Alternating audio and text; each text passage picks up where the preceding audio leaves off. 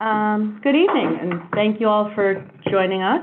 I don't know what that was, but if you don't know, my name is Julia Gomez. I am the director. I am the chair of the Youth Committee with Community Board 8. I like to start by seeing if anybody wants to introduce themselves. I'm not going to make anybody. I'm not going to call people out, but if your first time here, you haven't been here a little bit, you see new faces, I'm going to pause to let folks do that. Good evening. My name is Sandra Horn. I'm from Abbott House. Welcome. Sandra Horn. Good evening. My name is Steve Austin. I'm also from Abbott House.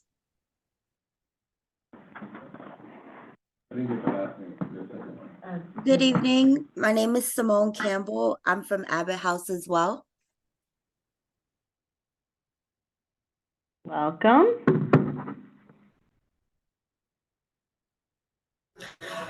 Good evening, everyone. My name is Kamar Kid. I'm from MMCC.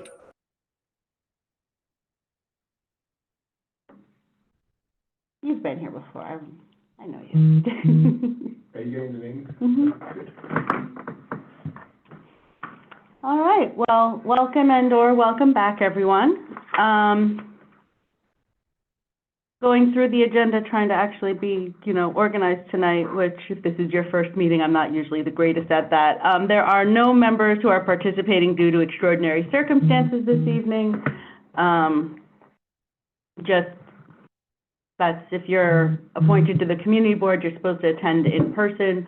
Hybrid meetings apply to the community, not so much us. So all committee members are expected to be here tonight.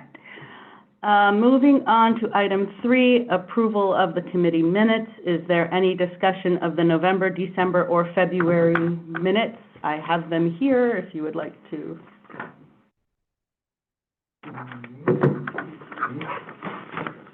If there's no discussion, is there a motion to adopt them as a unit? So, second. Any opposition? Nope. Minutes are adopted. Thank you very much. So I have a very short report. It's really the kind of new business things going on. So really it's that we are wrapping up the biggest thing that's going to take a little bit of time today, I believe, and is not actually on here. Somehow I neglected it, is we are going to have to start nailing down if we want to submit any budget requests. It is not, we're not obligated to do so. We have the last couple of years, but before me, we didn't really. And so I do want to make sure we have time for that. So that will be my report, because the other things are under new business. Is there any intergenerational business?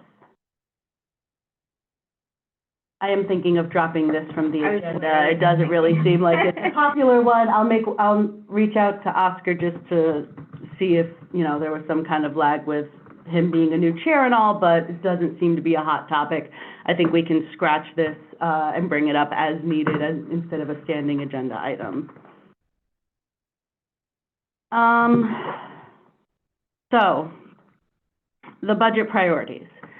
For those of you who don't keep riveted to budget priorities with the city, we are now in fiscal year 2025, I believe, because it's one of those, it's like when I get it confused. I can't even swear that that's right, but the fiscal year is 1 year ahead, and it goes July 1 to June 30.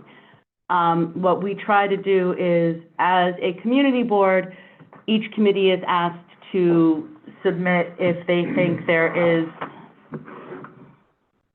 items that we would like to request DYCD fund for this community board. They're broken down into 2 types. One is capital, one is expense. Capital are physical projects. So if we wanted to, what are some of the things we've got? Like, what are the capital projects the community board does with some regularities, like repairing the city steps so that, they're not a danger to anyone, or if there's a retaining wall, traffic and transportation might pick that up, or land use, something like that. expenses are programs, initiatives, those types of things. We can ask the DYCD to fund a new one, or we can ask them to expand funding. Can you say expense again one more time?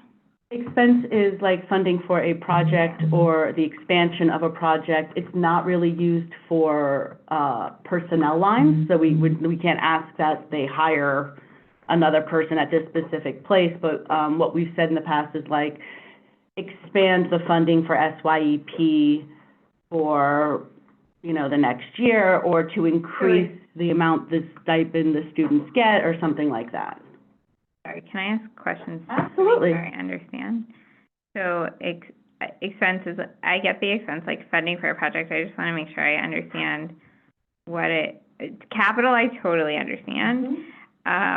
Funding for a project would be, it could be any line but personnel. Theoretically, that's like my understanding. marketing for, or like marketing for a certain project, or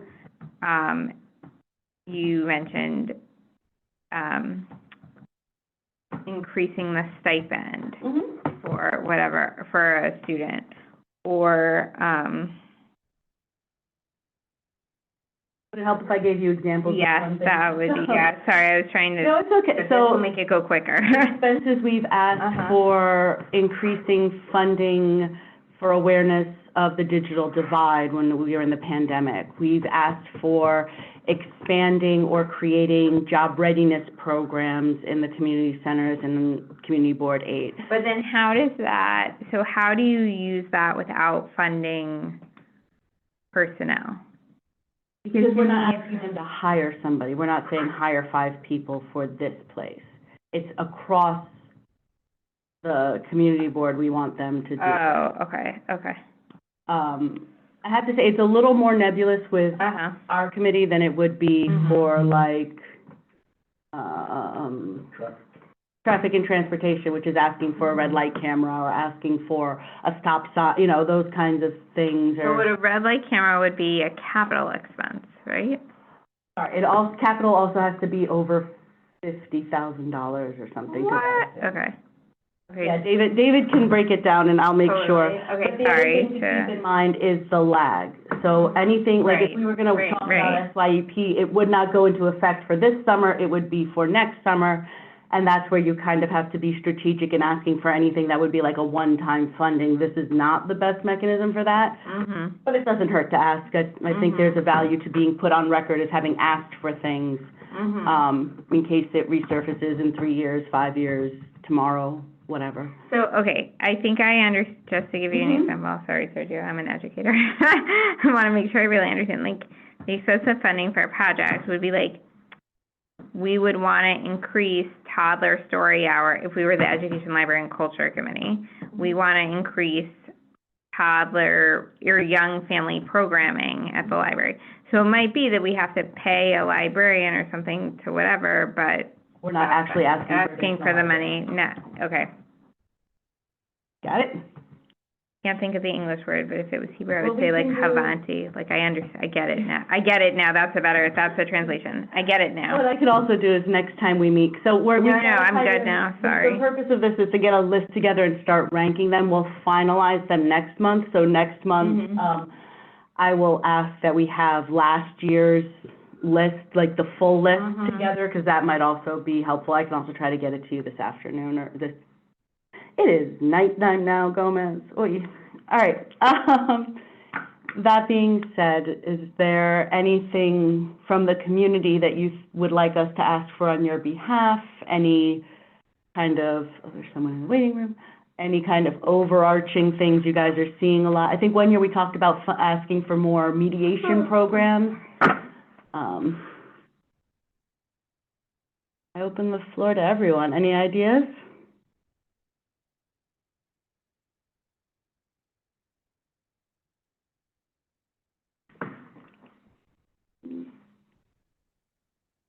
So I would just remind folks that I think our priorities, and they're in one of these minutes because I double-checked, we did talk about, you know, SYEP and/or employment. That's been something we've been doing for several years. I think usually we get a response back like DYCD is committed to this and, you know, is committed to trying to get as much funding as possible. But again, there may be a value to keeping it on as one of our standing items, that this will always be a priority.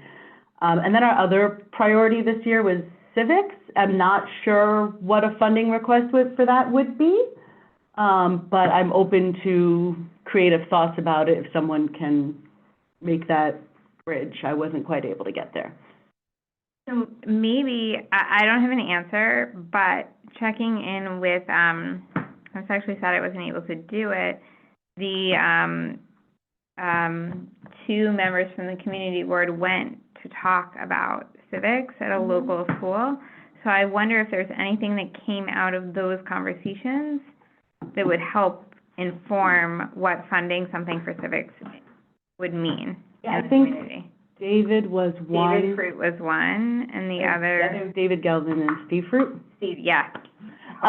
David will probably be here next month to kind of nudge us to Okay. make sure we're on, so I'll try to circle, check Yeah. with him first. I'm happy to email, you want me to email him? I can email him, it's fine, yeah. Because that may like help inform, like what our kids are thinking about as far as civics.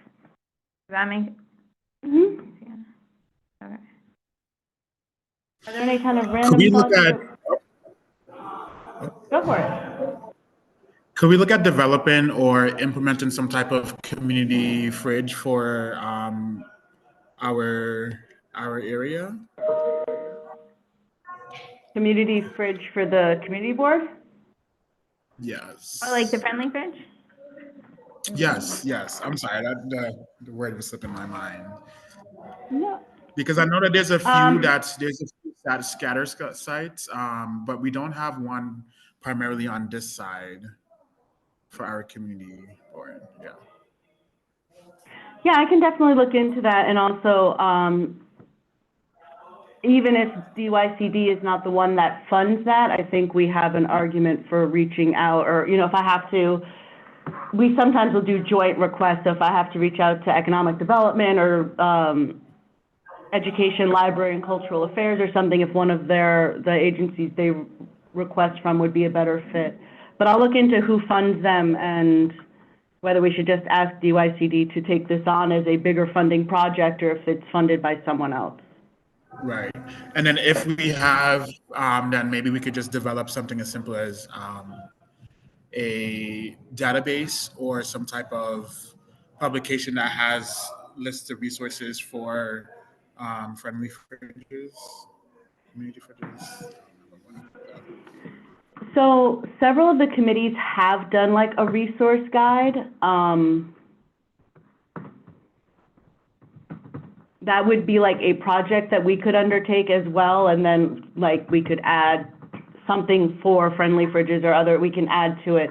Normally the resource guides are more about what you guys have and what you offer, so that if someone's like, hey, I know someone here, it's stuck in my head now, someone here was like, they were looking for a mediation program, and then someone else was like, oh no, we do that, and we didn't really know.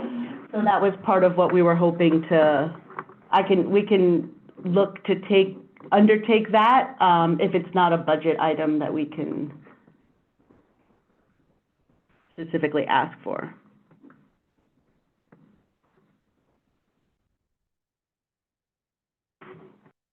Any other thoughts?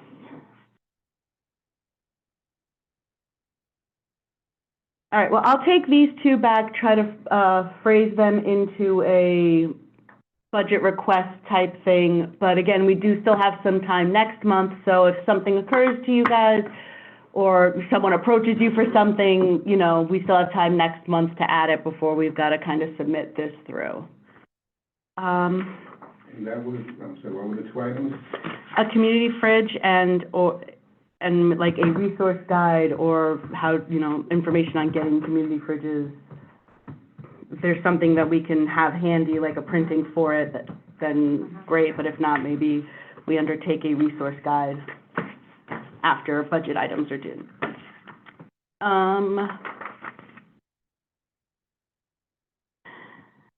So 6B and 6C are just more reminders that the Yankees Award is out now. You should have gotten an email about the application process and everything else. If the timing works, when you guys submit those applications, they come before us and we review them. I'm a big fan of, if everything's complete, we send it all over, if it's 5, if it's 15, and let the Yankees sort it out, ask for the moon, maybe you get a star. The timing doesn't always work, that if they may be due before our next meeting, in which case Chair Reyes will take the lead in getting those out to the Yankees, because we don't want anyone to miss an opportunity because of the timing of these meetings. The Comeback Kid Award is going to be circulated, I think probably tomorrow morning. We did some work on it to try to make it a little bit better. We tried to add some definitions of the age ranges and what we were looking for, and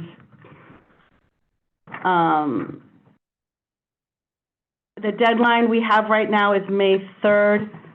I do ask, what we've traditionally done is, again, any complete applications we try to honor. I think everyone has had something they've had to overcome, especially I think our youth are facing unique challenges in this world that I, as an adult, am still struggling to wrap my head around, the post-COVID world. I know our children are more sensitive to it and struggle sometimes more when the adults around them are struggling.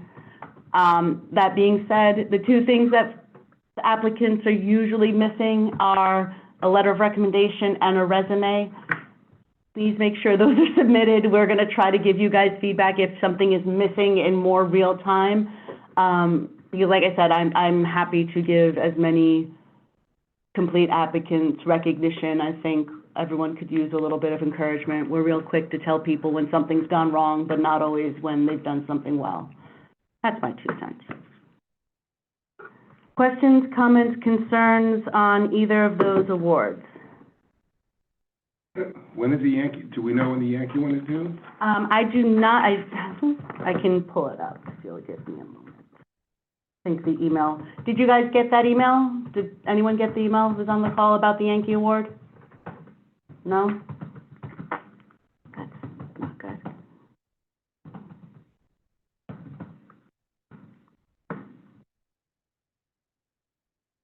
Searching for just Yankees is probably gonna pull up all my marketing emails.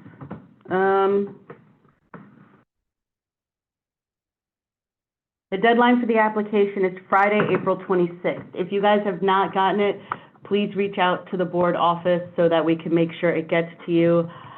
I received the email on March 5th, if that helps you search your email.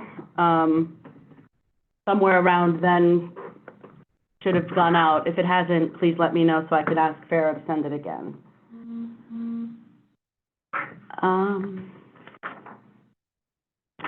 Any old business?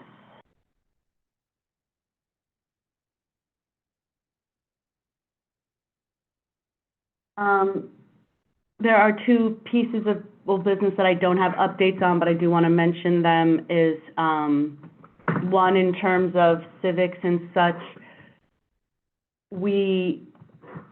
In one of our meetings, it was identified that a barrier to having more youth on the community board is the times of these meetings and the expectation that community board members attend in person. Jillian, I believe, was going to raise that at Law, Rules, and Ethics to kind of see if there was a way we could give a standing exemption to youth to attend virtually so that they could still participate, but also not have to worry about getting here, getting home late, homework, food, you know. I'm not sure what the status of that is. I will try to get an update for you guys for the next meeting. It'll be interesting to see, because the last full board meeting, they put forth trying to get rid of extenuating circumstances altogether. So I'd be interested. I don't know. This is open for discussion, right? Okay. Absolutely. So I'd be interested to see what they say, but I would rather see if there would be like another way to lower the hurdle, like maybe, like if them coming out late at night is the issue, maybe, there's like a mentor program where another community board member drives them home, or maybe one of the funding requests could be for like a car like whatever, something. Like, I just wonder if I think there's value to being in person, and I wonder if there's another way to overcome the hurdle of them traveling home late at night by, If we lower it to like you have to attend every other meeting in person or something, that makes it a little more, yeah. So, there's two things about the extenuating circumstances that I hope we get to discuss more in the full board meeting. One is that it's currently an executive order, I believe, that allows us to opt into hybrid. That executive order is set to expire, so if it's not renewed, it's a moot point. Yeah, anyway. The second item being, and this is where I'm not as well versed, and Mr. Villaverde, if you could chime in, the community board passed a resolution saying that we wanted hybrid, so I don't know that law, rules, and ethics as an individual committee can Get rid of it. change it unilaterally. Now, again, if it's something, and it may be that we have to renew every year, like we have to do a new resolution, they may be advising against it, but I don't think that one committee can just say nobody else is gonna do this anymore. But I think we may be waiting to see if the executive order gets renewed before we figure that out. I mean, but Okay. I know that there are authorized expenses, and there are, we never, ever do anything like that, but the using of, funding an Uber is not a crazy idea.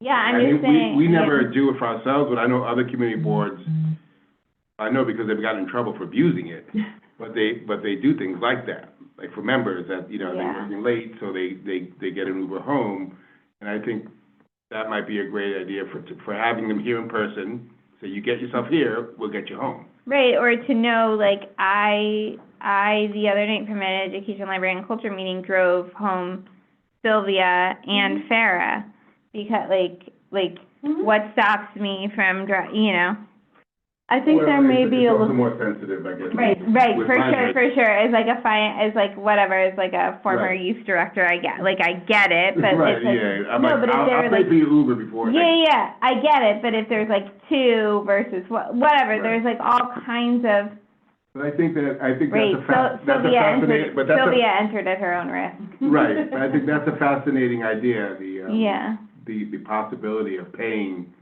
to get youth on that we can say, and that be a budget item that we're gonna pay for transportation home.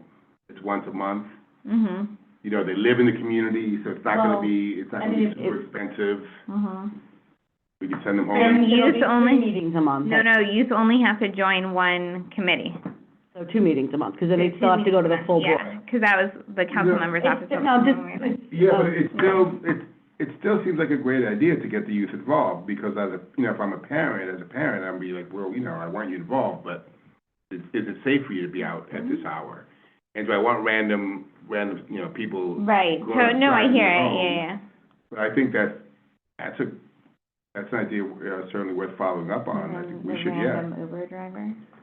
I'm joking, I hear it, no, I hear it. No, but I also, hear it. maybe it's a But we can hybrid. get- They're more trusted than know, right? Like, a don't random get it. person, right, yeah. Don't get in a car with a stranger, yeah, but they're on my app, unless they're on your app. CLC plate, but it might be a hybrid thing, is that we pay for, Yeah, we totally. pay for cabs until they, identify someone they want to ask, or, if they want to do that, that their Yeah, parents. no, but I think there's They all can kinds really of ways. talk to parents or what have Yeah, you. totally, Um, totally.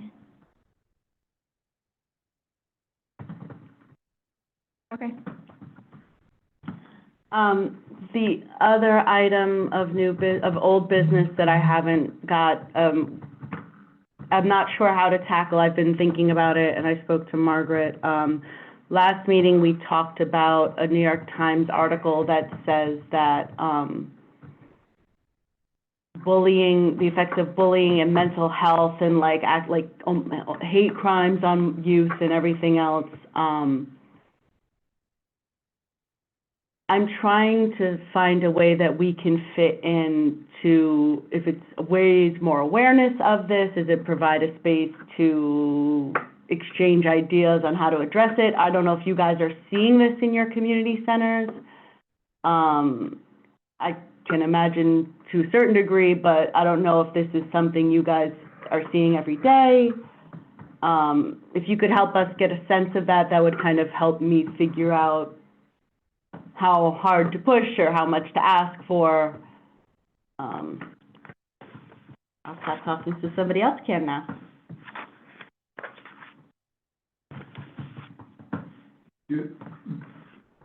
I have a question for the program. Are there currently any workshops or activities that help youth address either by mental health means or anything else with like discrimination or bullying or any of the pervasive issues that we have with our kids?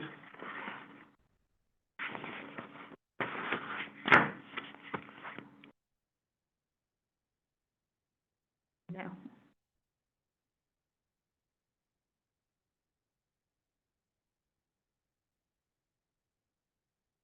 And if they're not, is there, would there be a need for that or something that we could ask for funding? Like the funding process, it's not for now, it's for later on. It's not guaranteed. But, I think we would hate to submit something requesting it, lightning strikes and we get it, and then everybody's like, yeah, we don't want this. You guys, the service providers, are the ones doing it, not the community board. We would ask for funding to help you guys do it.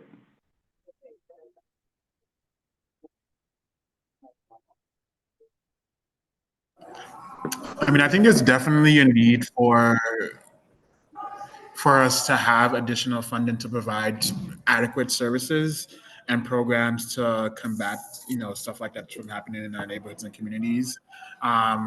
We do our best to provide anti-bullying programming, SEL programming, throughout after school, and provide countless different resources and opportunities for individuals, youths, and young adults to speak up and speak out about things that are happening in their communities, including utilizing youth advisory and youth councils. So I think there's definitely a need for it across the board, requesting additional funding. Yeah.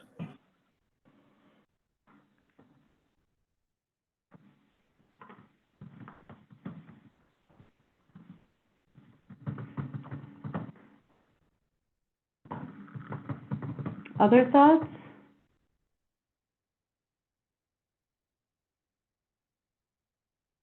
So I'll tinker with some language around that for a budget item too, and we can revisit it for the next meeting. Thank you. That is the official end of my agenda. Are there any agenda items from the floor, new business, old business, thoughts, words of wisdom, things you've been meaning to mention? No, you guys just really like hearing me talk tonight. I appreciate that. All right, well, as a good friend says, not going to have a meeting just to have a meeting. So if you guys have nothing else that you need from us or anything, I thank you so much for your time and for spending part of your evening with us. Yes. Oh, I'm sorry. I'm Sandra from Abbott House. So I just wanted to, can I have an opportunity to share my screen? I don't know if I can do that. Now you're asking me to know how to do things. What is it? It's okay. I just wanted to, I have two members from Abbott House that can, to add to what I'm going to be sharing. My name is Sandra Horn. I'm the foster parent recruiter at Abbott House. And so Okay. I'm here tonight to address the urgent need for foster parents in the Bronx. Our offices are located 1775 Grand Concourse. We're on the 7th floor. Our current need for children in care are large sibling groups, LGBTQ youth, teens transitioning out of care, as well as, well, all children that are just coming into care, but primarily it's a large sibling group, and teens. I have our intake specialist, Simone Campbell, who deals with placement, and Khadija Austin, who is the Fair Futures coach for our teens, she supports our youth 14 years and older. I want to just let everybody know the urgent need. I can share flyers with everyone on the link. I'll share our link. So we have weekly foster parent orientations every Thursday on Zoom. So if you know of anyone, or if you're curious, or you might be interested yourself with becoming a foster parent, I'll put my contact information in the chat and we can speak independently, or you could just share our flyer with the community. Simone can speak to regard to the placement because she receives a daily list of children who are coming into care. And Ms. Austin can speak to the youth that we're supporting, to kind of get away the stigma that our teens may be difficult.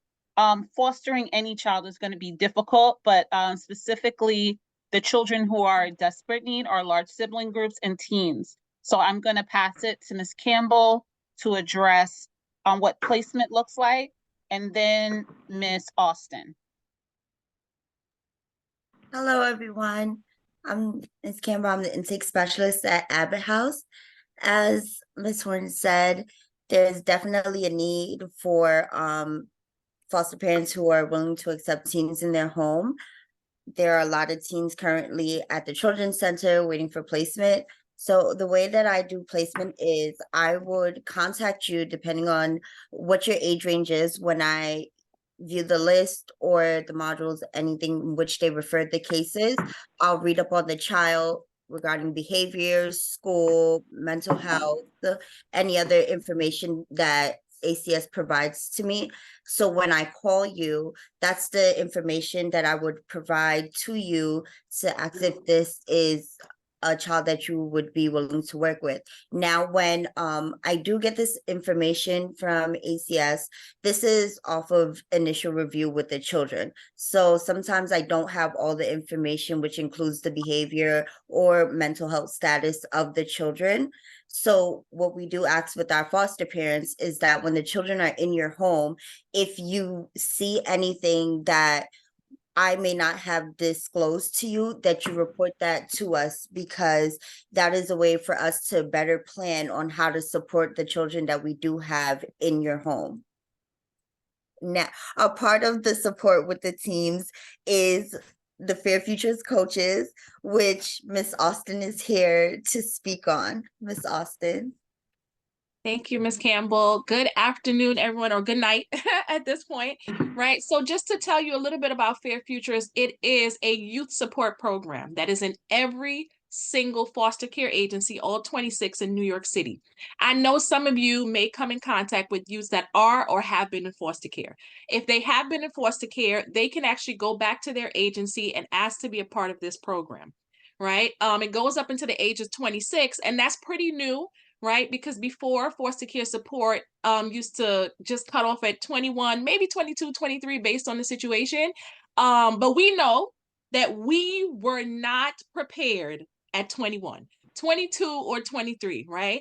A person's brain is not fully developed until 26, right? So this goes until 26. Thank God for that. We have that excuse, right? So what we do is there is a coaching program, and a coach is like a mentor. And then there's a specialist if a youth does not want to have a coach, right? So what we do is we focus on all areas of their life, because if we just focus on one part, like if one part is falling apart, the other parts are gonna fall apart. It's like a domino effect.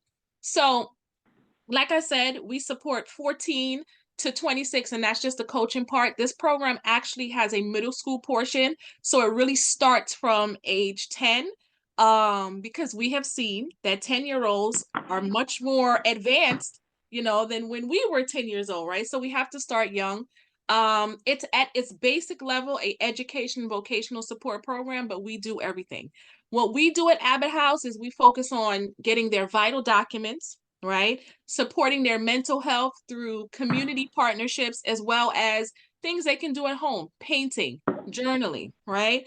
We are very big on education and vocation. And we have a program where we are aggressive with our supports. Sometimes it's walking them to school. Sometimes it's just waking them up for school, right? And everything that we do, we work in tandem with the case planners and the foster parents, because we do not want foster parents to feel like they're alone.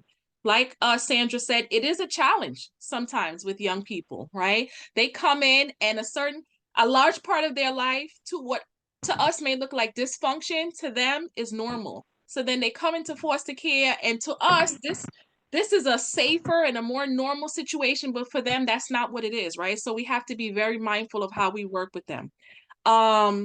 Housing is a big issue across the board in New York City. We are fortunate enough that all of our youth that we have assisted in obtaining housing, they have never lost their apartment, right? We are in their house. If you need help with your budgeting, we're sitting down with you. If you need help with learning how to cook something, we're going to the grocery store and we're cooking with you. We're very hands-on in our support. I would say, because of this program, the youth engagement across the board in all 26 agencies has gone up, right? Youths feel much more supported. They feel seen, heard, and cared for, right? Now youths in foster care have a fighting chance. They're on equal level with youths that are not in foster care to be able to achieve their goals, right? And another big part we focus on is employment. Well over 50% of our youth are employed. And last year, you all were talking about summer youth. Last year, we had 87 youths from our program that signed up for summer youth. That's almost all of our youths within the age range for summer youth, right? So I like to go out and just talk about what is available to youths that are in foster care, right? Because it's very important that the community knows what's there, right? Because you can meet a youth and they could be struggling, right? So I can put information in the chat for anyone. Just to keep on hand, it would be the Fair Futures website. So if you come across a youth that's interested in getting some kind of support, they would go on to the page, they would click the link, put in their information, and they would be connected to their old foster care agency to see how they can be connected to a coach, right? I don't know if you guys allow questions, but I'm open for any question. If anybody, I'll put my contact information if you also wanted to talk to me separate from this. But thank you very much for giving Abbott House the opportunity to bend your ear a little bit, right? So we're going to get off our soapbox. So thank you so much. Thank you. I just want we do not have the chat feature. It was there one day and then it wasn't there anymore. But if you want to send all of your information, flyers, anything like that to the board office, I will let them know to expect it and ask them to distribute it, post it on socials, and definitely get the word out on the services that you offer and all that you do. Thank you so much. Just to add on, our VP, in addition to our primary job is to work with the foster parents as well as our youth, but we also have relationships with our birth families. And one of the things that we do, the primary focus of foster care is reunification. And so our children have visitation with their birth families. One of the things that we are trying to work on is visitation within the community, to take it out of the office and give a more normal setting for our children instead of in the office. So that might be something, I'm not sure, down the line that you might be thinking of is regarding to funding or an idea of funding down the line in regard to a space for our birth families for visitation. I know that's something that we have started to think about down the line.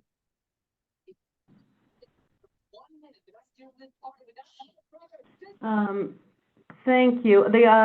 Sorry, writing and trying to talk does not work for me, obviously, this evening. The other thing that, Public gallery, maybe uh, 3 minutes. You may wish to consider also, we have a public gallery that there's a 3-minute time allowed for the whole board as well. So in addition to sending your materials over, possibly, having one of the reps come to a public gallery and just give an introduction of what you do and refer to the material.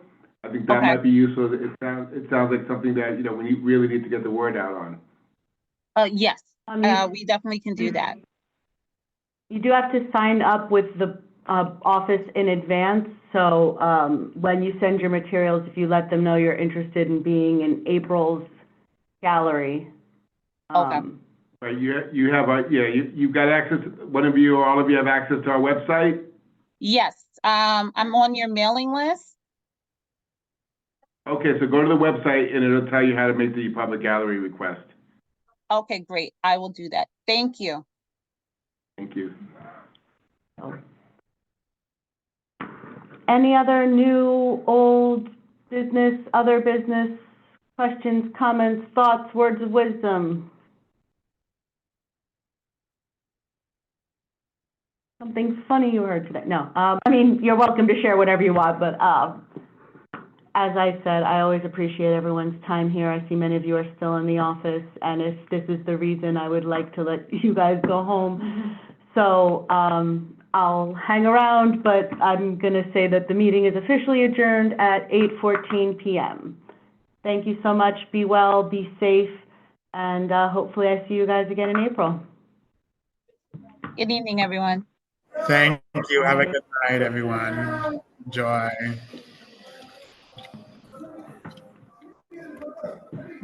Mr. My husband is an Army chaplain.